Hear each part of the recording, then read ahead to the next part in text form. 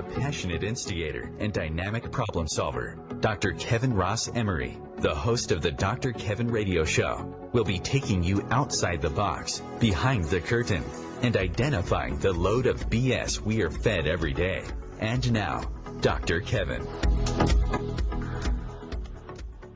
Hello, and welcome to the Dr. Kevin Show, where we challenge everything and everyone. This week, we're doing kind of a different show. I'm having my semi-regular co-host, Matt Connarton, is joining me tonight for a special on some perspectives on a Trump presidency. Matt, are you there? I sure am. There you go.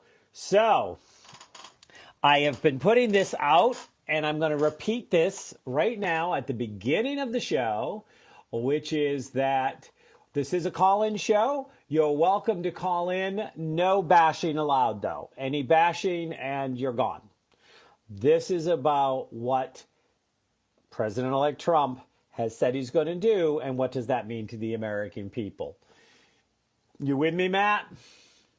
I am. Yep. You've now entered the no bash zone as the no bash zone. Well, I think this was going to happen? No.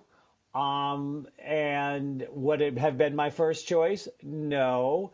However, this is what we have right now. And I want to be talking to people about, for us to be talking about what's going to happen next. Let's stay focused. We can't do Sunday morning quarterback anymore. So I have the list. I know that you have the list of the first things that he's going to say, that he said he's going to do. I am going to tell people, I want to remind people, they can come to facebook.com/MyDrKevin, and they can post comments there, which we will share with the audience. They can call in and be on air live with us at 202-570-7057. They can also contact you, Matt, directly. And what's that? Where would they send a message to that would go to you instead of me? Oh, you can. Well, of course, there's Facebook. I'm on Facebook, Matt Connarton, and of course, let's see. You can tweet me at Matt Connarton. You can email me, matt@ipmnation.com. Okay. Well, I'm kind of talking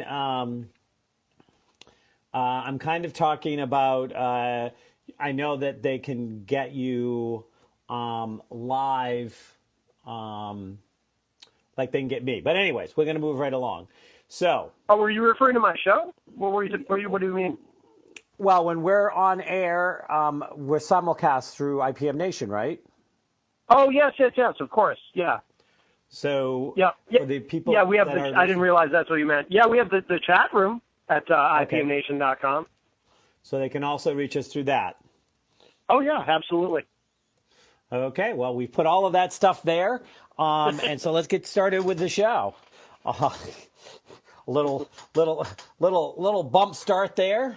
A couple of different things. So first of all, I want to look at.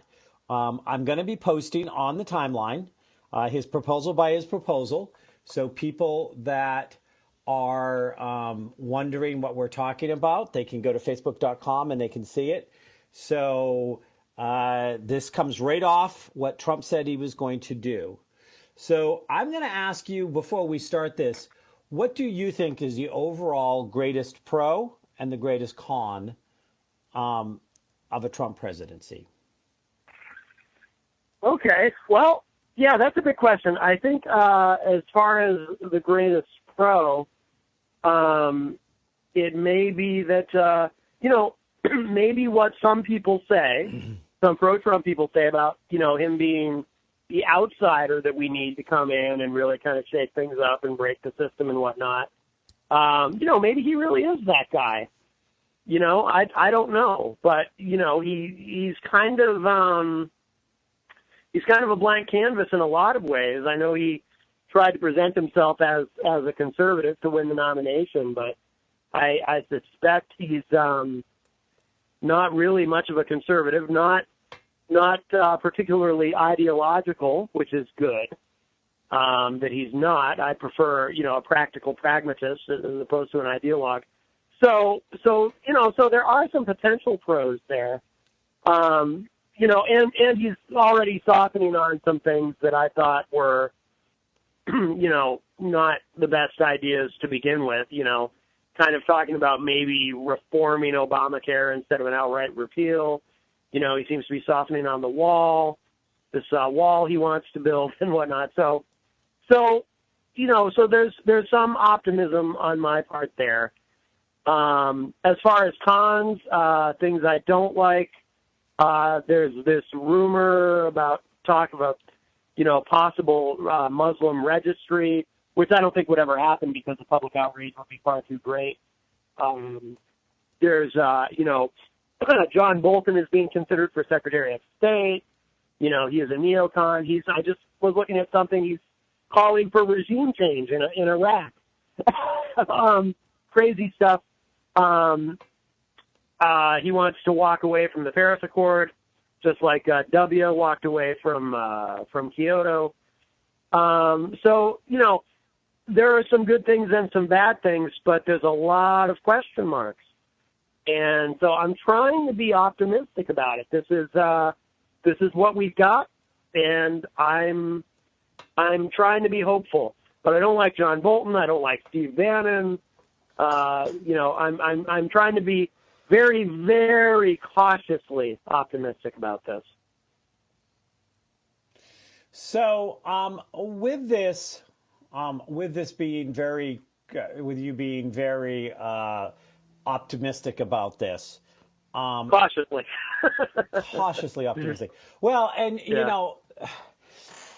that's why I wanted to go over the list, because I really believe that there is a whole set of people out there that are just completely either madly in love or madly in hate with Trump and aren't really understanding a lot of what he's saying is going to be this, is going to be the story.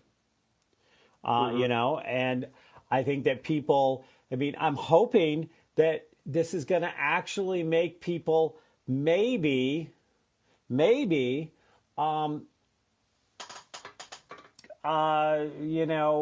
pay attention more, maybe stand up and not be quite so complacent. I can tell you, I don't know if you're aware of this, Dr. Kevin, but here in New Hampshire, where of course we both are, there were communities running out of ballots on election day. There were a lot of same day registrations and whatnot. So at least where we are geographically, people seem to be very, very interested in this past election. So, not necessarily the correct people based on who you would have preferred, but people were definitely interested and wanting to be involved. So I think you have reason to be hopeful that people are paying more attention. People at least paid attention more in some of the highest numbers we've seen in a long time for coming to the polls. Mm-hmm. So yeah, I think that absolutely. I think a message of I'm going to clean up the swamp of Washington probably increased the numbers more than any other single message that he had. Mm-hmm. And I've already said on my TV show and I've said on my radio show before, and you and I are going to be doing a surviving the Trump presidency, because that's what a lot of people feel like they're going to have to do. And that may be what some people have to do that voted for him, that don't really understand all of what he's trying to do. So we're going to be taping that and releasing that next week. And we're going to be going over some of the same things, and we're going to see how much stuff we can actually get covered. So his first proposal, you ready? Yes. He said his first proposal was a constitutional amendment to impose term limits on all members of Congress. Term limits, pro, con, what do you think? And will he get away with it? I used to be in favor of term limits. I thought it was a great idea. I'm not so sure it actually solves anything. You can term limit people out of their position, but it's only the people who are elected. The bureaucrats, who are in charge of making rules and whatnot are still going to be there no matter what. So I'm not sure term limits actually solves anything. Nor do I think that this is going anywhere. You cannot expect Congress to vote itself out. So it's not going to happen. And a constitutional amendment is so difficult to do anyway.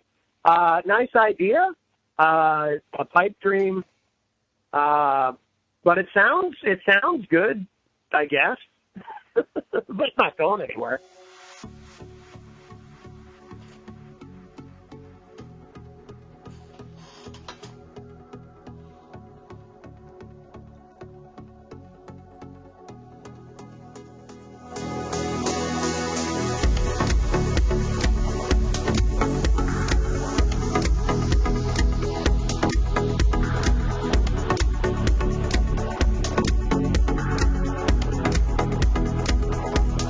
Conscious media for conscious minds. OMTimes. Have you ever wondered how to change your love paradigm? The secret key is finding a love partnership, not just a regular connection. How do you find these? Through conscious relationships. Ascending Hearts Dating is a dating site for people like you that believes in second chances and a different type of spiritual connection. Try Ascending Hearts for free today at ascendinghearts.com and change your love paradigm. Ascending Hearts, the premier dating community for the spiritually awake.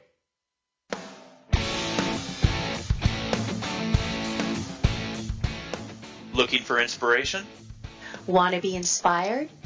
Not sure where to go? Find Mark and Kim every Wednesdays at 3 p.m. Eastern on Inspired Living. Topics will elevate consciousness and range from metaphysics to the human and social experience and all things spiritual. Welcome to an inspired community that offers support, encouragement, and new ways of thinking. You are the inspired and the inspiration.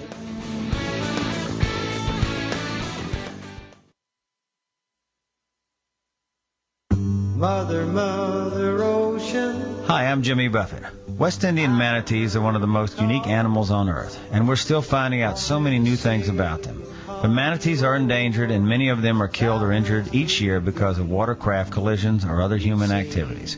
You can help save these gentle marine mammals. For free tips on what you can do, call Save the Manatee Club at 1-800-432-JOIN. Thank you.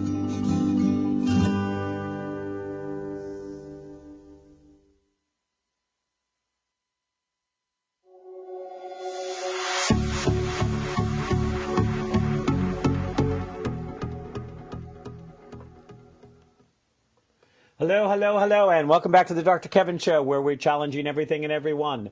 This is a live call-in show now. You can call in at 202-570-7057 and speak with Matt or myself. Matt is on air with me this week talking about putting a Trump presidency in perspective. We're reviewing the stuff over his first 100 days. No bashing allowed. This is about what he says he's going to do and whether he will actually do it or how, can he get away with it? Does he even have the power to do some of the things he's talking about doing? You can weigh in also at facebook.com/MyDrKevin. We are posting some of the things that were actually on his list that came out, just in case you're not sure, as we are talking as we are talking about this. So you don't think that he can get away with doing term limits, Matt? You're not sure that he should? I'm a big favor of term limits. I think that that's one of the early ways to get some more movement in Congress, because sometimes people just get elected because they know that their person, even if they don't particularly agree much with that person, gives them prestige because they're so far up. I mean, think of Strom Thurmond, who was there for 50 years or something. I mean, they had to wake him up to vote, but he was very powerful snoozing because he had just been there so long and he headed everything. And The same thing with the guy from North Carolina. I can't even think of his name anymore. But I mean, I don't think this should be a lifetime appointment. I think that there are places in Congress where you start to confuse them on both sides with royalty. It's almost possible to get rid of them. I don't disagree. But the one thing I would say though is, you can, if voters will become more active and more involved and more informed, then they can use that power to vote out somebody without having to use term limits. And we have seen that over the past few years, people who thought that they were safe in terms of winning the nomination, and then they get primaried, because that's a verb now. Somebody gets primaried out. So I think even without term limits, you can accomplish that. But I think it's up to the voters to kind of take back their power on that. But it's never going to happen anyway. So the term limits, I mean. So do you think that Trump just said this because he knew it would please the people that voted for him, but knew it was never going to happen? Or do you think that he thinks he's going to have enough power to actually do it? No. I think it's just feel-good stuff. Not only for the people who voted for him, but, of course, for the people who didn't vote for him. It's the kind of thing that makes everybody feel good, Oh, term limits. He must really care, about cleaning house or draining the swamp or whatever phrase he used. But no, it's not. It's not a serious proposal from him. It's just feel-good stuff. He knows it's impossible. Well, he's not he's not an inside the Washington Beltway political person either.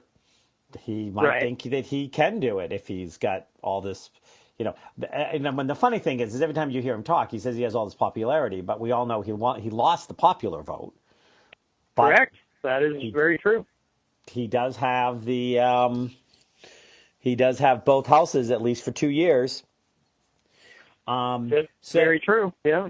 So the second one was a hiring freeze on all federal employees to reduce federal workforce through attrition, exempting military, public safety, and public health.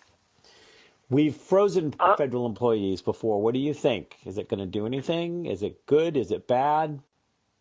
Probably, as someone I'm a small government guy, and I do think government's wasteful and whatnot. So I'm fine with that. Something you can probably do pretty easily by executive order. You can do almost anything by executive order, but of course you get challenged on it. But I don't think anyone will challenge him on it. There's certainly not a Republican-controlled Congress. So that's fine. I have no problem with that one. My issue with it, in concept, I have no problem on it. My thing is that it's a slight little bit too black and white, because there are some positions, and I know people that work in the government, where somebody retires out of a position and there's nobody qualified to take it, or it has a certain amount of degrees or background or things. And so I think that, overall, I'm in favor of it. I'm in favor of the fact that we need to make for a smaller government. But I have seen this in practice in the past where you've almost crippled departments because there are just key players. And so I think that they have to establish essential positions that must be filled. But I think that has to be done very judiciously. Like there has to be a really good case. And of course, now then you start getting into all of the, who's greasing whose palms. But still, I've seen the downside of it. Do we need a smaller government? Yes. But can we just automatically say, boom, you just don't rehire somebody when they leave? I think we have to look at positions. Sure. But any kind of exception like that can be written into any executive order, or he can issue a new executive order saying, well, we need to revise the original executive order. I mean, that can all be worked around. But I think in principle it's a good idea. You see, except for military, public safety, and public health.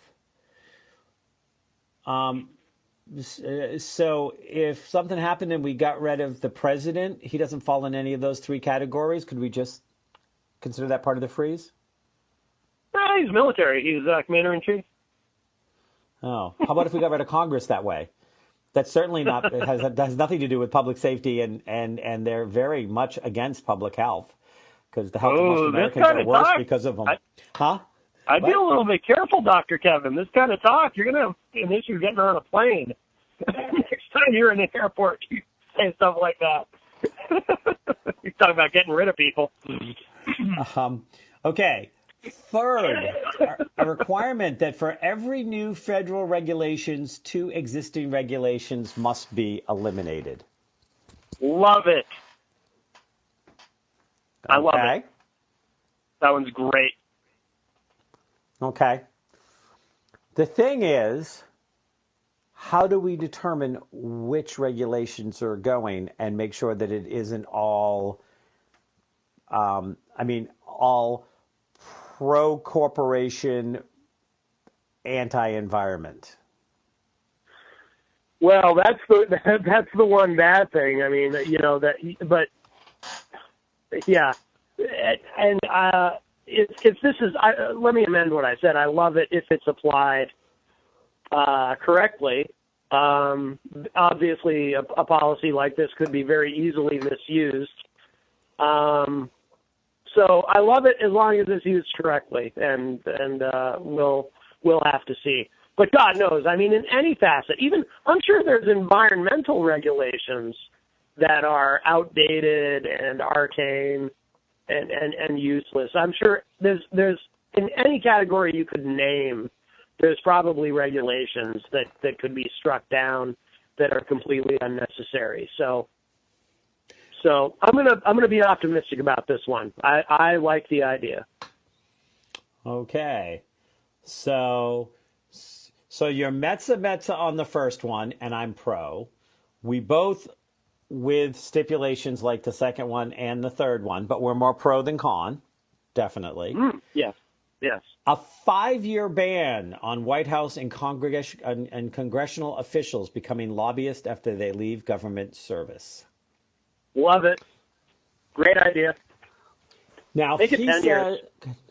he says that, of course, he hired a bunch of lobbyists, but his thing was, because that's all you can get in Washington right now, and you got to clean out the system. You got to start with the people who are in the know. And, of course, no one's going to set themselves up to get eliminated. So, I mean, he's going to have a battle on his hand. But the other thing is that a lot of people don't register as lobbyists, but they will list themselves as special consultants. So is this, again, I'm going to look like I'm cleaning out Washington, but there's a back door there? Should those somehow be included? Like, cannot be or work for in any capacity. Is the law is that strong enough? Yeah, I mean, I don't know. It may need to be. I mean, I'm sure that once it's, if he's going to do an EO on it, or once it's written down in whatever form it is, I'm sure it'll be much wordier and beefed up to address those concerns. I would hope so, anyway. But I think it's a great idea. Okay. 6, a complete ban on foreign lobbyists raising money. 5, a lifetime ban on White House officials lobbying on behalf of a foreign government. Love it. I'm loving a lot of this. See, this is why I'm cautiously optimistic. Don't get me wrong. We're going to get to some stuff I hate. But so far, this is pretty good stuff. Well, I hope he means it. It's all the lens that you look through on this stuff. I have nothing. I mean, I think that anybody that has had the inside knowledge of our government should not be working for a foreign government. Right. For behalf. That's way too murky. That's way too muddy. Now, does that mean when Trump leaves presidency, he's going to be held accountable to not be forwarding Putin's agenda, because those two are pretty cuddly in a double bed right now. Well, we'll see. We'll see how cuddly they are after Inauguration Day. Okay.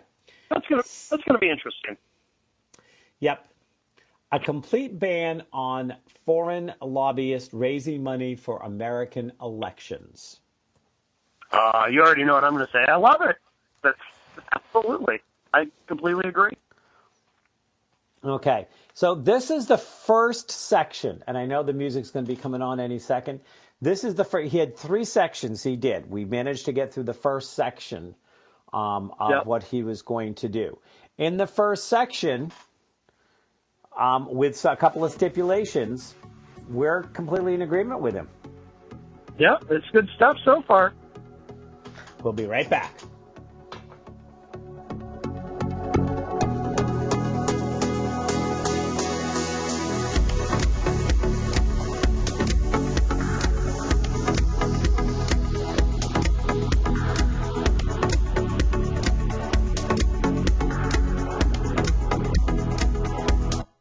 The Real Conscious Connection. OMTimes Radio. IOM FM.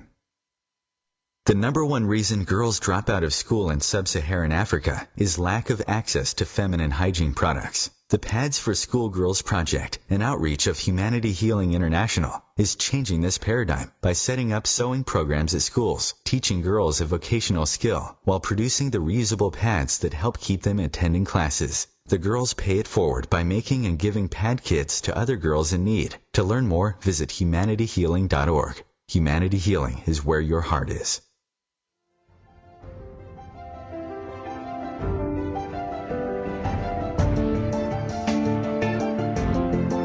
Have you been searching for a perspective beyond the mainstream? Check it out. Join your hosts Cielito Pascual and Diana Gold Holland on Share International Radio for thought-provoking views behind the news, Sundays at 1 p.m. Pacific, 4 p.m. Eastern on OMTimes Radio. You can also find us at shareontheairradio.org. This may be the message of hope you've been waiting for.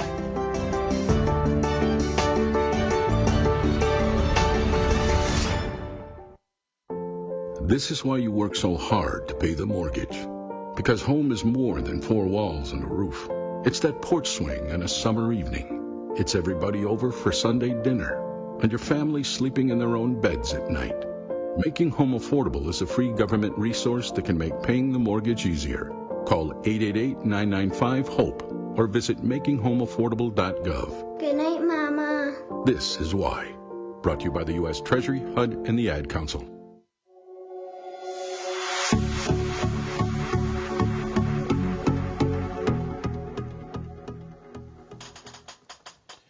Hello, hello, hello.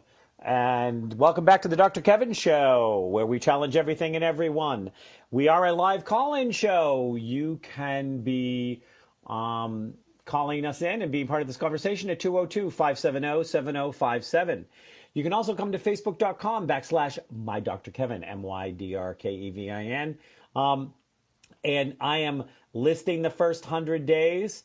I'm going to try to go back, or I'm going to invite Matt to go back, my co-host for the day, Matt Connarton from Matt Connarton Unleashed, and actually put our comments underneath here of where we were coming up, thumbs down on these things to see where. Now, I've got an interesting question for you.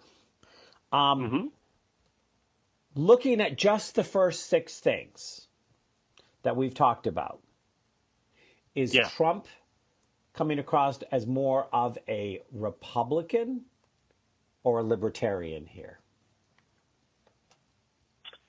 Well, if I have to pick between those two, I would say Republican, because libertarians tend to not like a lot of rules. You know, he's making a lot of new rules here. Now, one thing that is somewhat libertarian sounding, of course, is that for every new regulation, they have to strike down 2, but even that isn't really that libertarian, because a libertarian would say, how about we start striking down regulations, but don't make any new ones? So no, I don't think he's. But I don't know. I mean, if any of this is particularly Republican either. It's there's really nothing partisan about it. You know what I mean? Okay. And so how would you list it? Certainly not Democratic. No, I don't think I'd put a partisan label on any of this so far. Okay. Which is what you say your show is.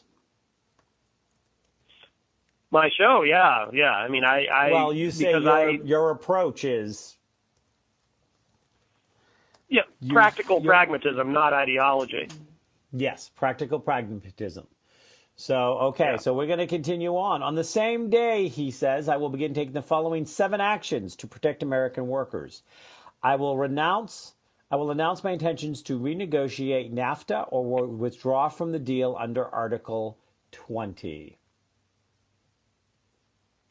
What do you think? Well, I say if he can renegotiate NAFTA in our favor, I say, how about it? I'm always skeptical when I hear him say it because he makes it sound easy. I mean, not that it would be easy necessarily, but he makes it sound like it's going to be easy for him because this is just what he does, and he's this genius business guy, and he's just going to do it, and it's going to be great. It's going to be huge. So I'm always skeptical when I hear him talk about that, renegotiating trade deals. But if he can do it, great. If he can do anything in that vein that's in our favor, then fantastic. Go for it. Okay. And do you think that this is something that, do you think that NAFTA was a sellout of the Americans and the American workers? Because he's talking about he will renegotiate or he will walk away from it. Yeah. It's, I mean, I tend to be very pro-free trade. As far as NAFTA specifically, I don't feel like I know enough about the minutia to really, I don't myself have a firm opinion one way or the other. I mean, you can go online as I have and read pro-NAFTA articles by some economists and anti-NAFTA articles by others, and I feel a little out of my depth on it. So I don't personally have an opinion about NAFTA itself, but like I say, if someone can take it and renegotiate something that's better for us, then have at it. But I don't really myself have a firm position on NAFTA itself. Okay. So you're kind of like, hey, if you can make it better, great. The question is, what is better? Better for... Well, I think better... Yeah, go ahead.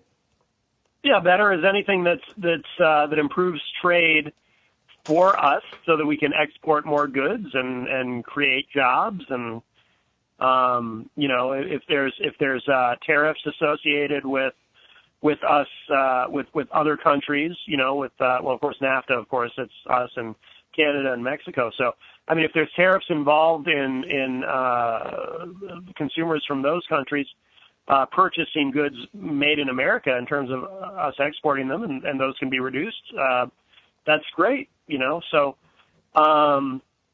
that's going to help our economy and American workers and whatnot and create jobs. So, I mean, I understand that much, though my understanding of it, again, is not in any way in depth, but if it creates jobs, it's an improvement. So, because one of the things that the anti-NAFTA people, like Trump and others, will always say is, actually, if you remember, back in '92, Ross Perot warned about NAFTA, and he said there would be this giant sucking sound. He kept using that phrase of American jobs being sucked out of the country.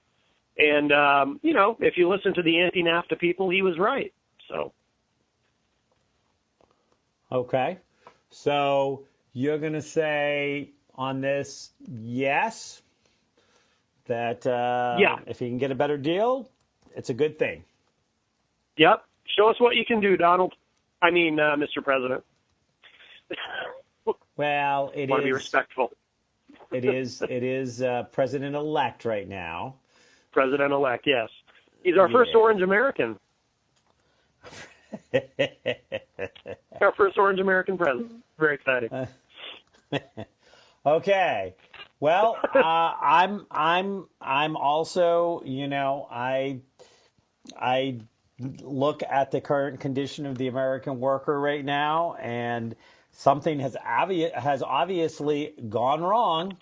So if he can renegotiate it, then I'm all for it. Okay. Yep. He will withdraw from the Trans-Pacific Partnership. Well, I'd like to know what's in it and why we're not allowed to know, and why most of the people in Congress aren't even allowed to know what's in the TPP unless they go to this special room where apparently they can read it if they want to, but they're not allowed to write anything down or take any pictures or anything. So I'm a transparency guy. I don't want us getting into anything or committing to anything that we're not supposed to know the details of. So I say, fine, yeah, I'll withdraw. Kill it. I don't care. I want to know what's in it. If I can't know what's in it, then I don't think, because obviously if we're not allowed to know what's in it, there's something in it that is going to make us all very upset if we do know. And if that's the case, then why are we in it? Except to benefit someone else other than the American people. Okay. And, again, I think that a lack of transparency on the form of, from the perspective of our government, if it's good for America, if it's good for the people, why aren't the people being told? I mean, this is a little too X-Files for me. Oh yeah, absolutely. So okay, so on the next one, third, I will direct my Secretary of Treasury to label China a currency manipulator. This, I feel like I don't know enough about this. Trump has talked about it a lot, and it's one of those things I mean to read up on and haven't yet because I would like to understand it a little better. I can tell you one thing. I get nervous about provoking China on these things because I do know that they own much of our debt. So I tend to feel like we should be a little bit careful. So I don't know. This one makes me a little nervous. And I don't know what exactly labeling them a currency manipulator does. But I don't want them too upset with us. You know what I mean? Well, and, you and I both, I talked to you about this before, which was, I find it very interesting because you have China and Russia at odds with each other. And we have the whole, the breaking of the Russian treaty and the moving into the Ukraine and, the whole breaking of the Russia behind the breaking in with WikiLeaks and stuff like that. There's a lot of stuff that to suddenly come out in your first 100 days and say you're going after China does kind of make it look like you might be a little bit in Russia's pocket because Russia would love nothing more than to have it be Russia and the U.S. pairing off against China. So, I don't know. I mean, I don't know though. Yeah, but we never really know Putin's intentions or motivations either. So I don't know. Yeah, but it does make me nervous. Of course, Trump would probably say we're saying it wrong. It's pronounced China. China. That's how he says it. China. Okay. So. That's how the orange people say it. You better be very careful. because using the term orange people and China in the same sentence could get you a big old politically correct slap across the face if somebody's not listening carefully. That's a very good point. Just so you know. That's true. And with the right amount, and with the right, and sometimes when he kind of like crinkles and makes faces, his eyes do look a little slanted. Yeah, he's got those beady little eyes, doesn't he?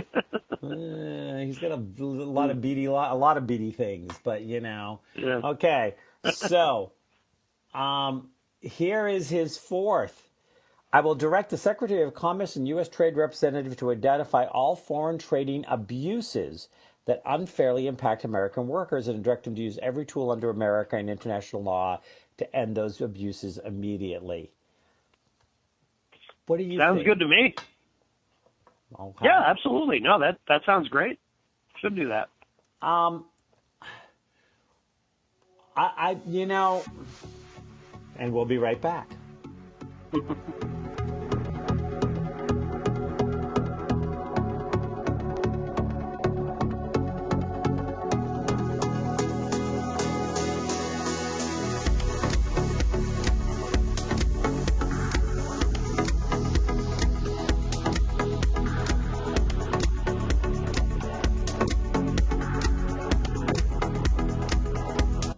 Feed your soul with Waves of Consciousness on OMTimes Radio. Host your show on IOM-FM, the radio network of OMTimes Media, one of the more recognized brand names in the conscious community, and is backed by the extensive marketing reach of OMTimes. Hosting a show on IOM-FM immediately connects you with our extensive dedicated community. Eros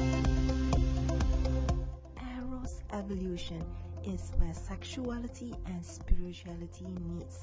Join me, clinical sexologist Martha Tara Lee, on Eros Evolution on Thursdays, 4 p.m. Eastern on OMTimes Radio.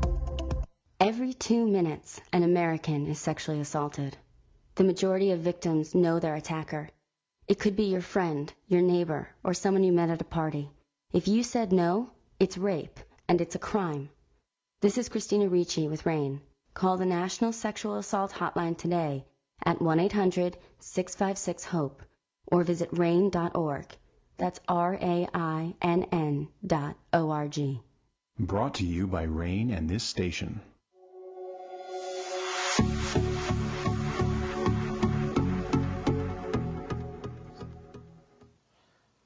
Hello. And we're running through this as fast as we can because we're here this week with Matt Connarton from IPM Nation and Matt Connarton Unleashed, and myself discussing Donald Trump's first days of presidency, what he says he's going to do, and what does it mean to the American people. So we're going to continue with the list. We were talking about the abuses. Yes.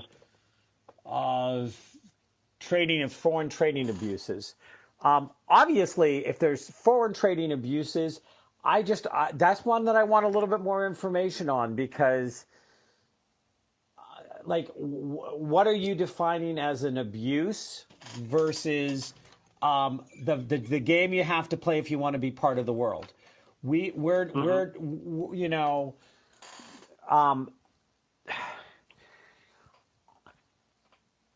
don't want America to go imperialistically arrogant. We are the power of the world. That's going to get one of the nutcases with a finger and a button and a nuclear weapon to push it.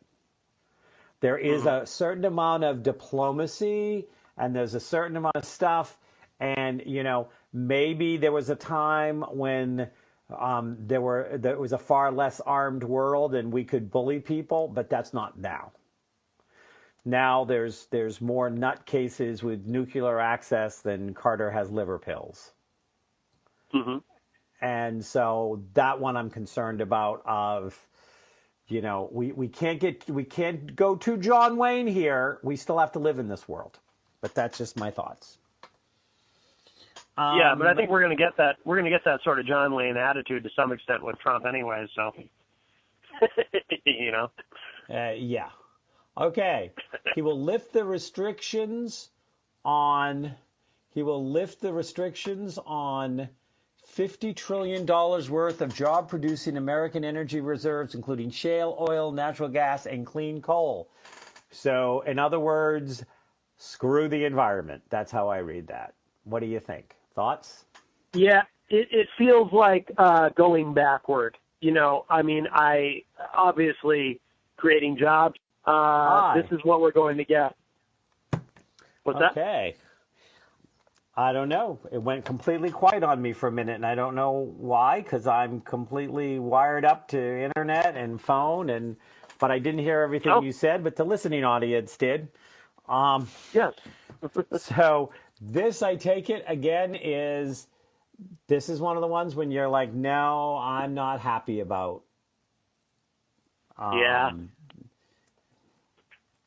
Yep. I certainly have some ambivalence. Well, I think that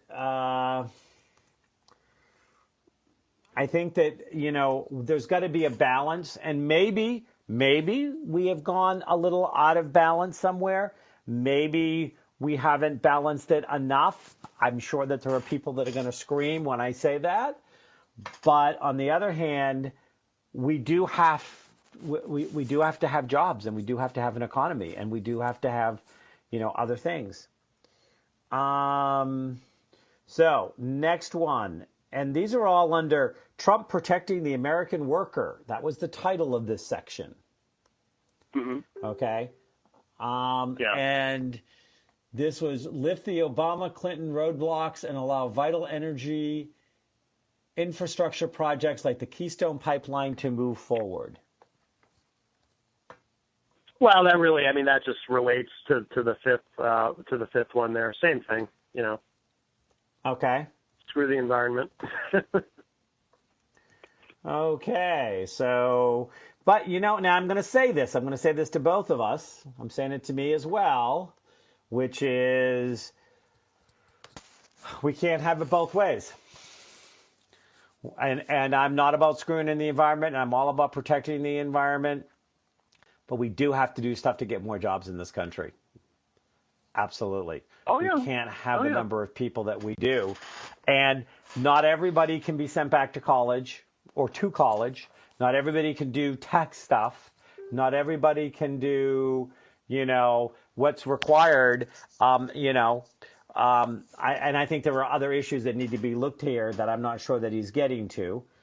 But those, but anyway, so this was the last of his Trump protecting the American worker. Cancel billions in payments to UN climate change program and use money to fix America's water and environmental infrastructure. Well, I'm all about fixing infrastructure. This is one that I need to learn a little bit more about. I don't like the idea of walking away from things that we've committed to in terms of the environment and, trying to slow down climate change and whatnot. But I don't know. But at the same time, I don't have a whole lot of faith. Like when I hear we're paying billions of dollars to these UN climate change programs. I want to know more about that. I want to know what these UN climate change programs are, and are they actually doing anything, and are we just throwing money into some sort of bureaucracy, some sort of global bureaucracy via the UN that doesn't actually accomplish anything? So I'd like to know more about that. Okay. Well, and we're doing the Surviving the Trump Presidency. You didn't know Donald was pregnant, huh? Yeah, I hate to break the news. It's Hillary's love child. I thought he was just looking a little paunchy, but campaign. But if he's carrying, good. Congratulations to him.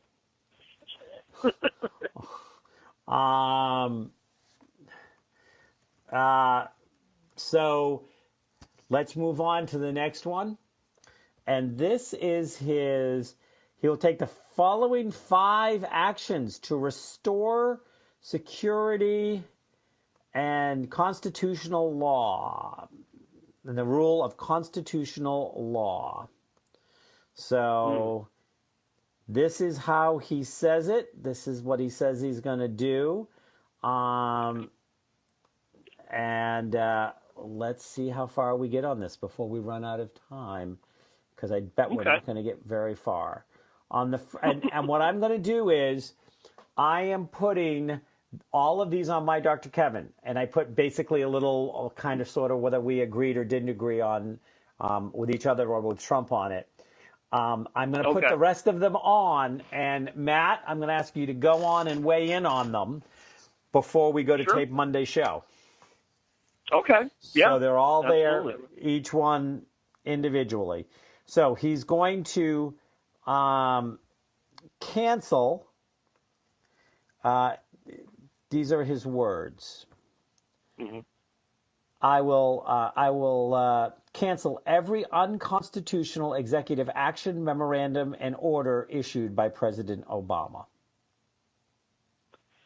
Well, unfortunately, when speaking of executive orders, the word unconstitutional itself really is kind of meaningless, because it's become a partisan term. When you have a Democratic president, any executive orders a Democrat president signs, Republicans automatically scream that it's unconstitutional. And when you have a Republican president, the same thing happens. Any EOs a Republican president does, you have Democrats screaming that they're unconstitutional. So I assume when Trump says any unconstitutional executive actions, he really just means anything that he and or Republicans don't like.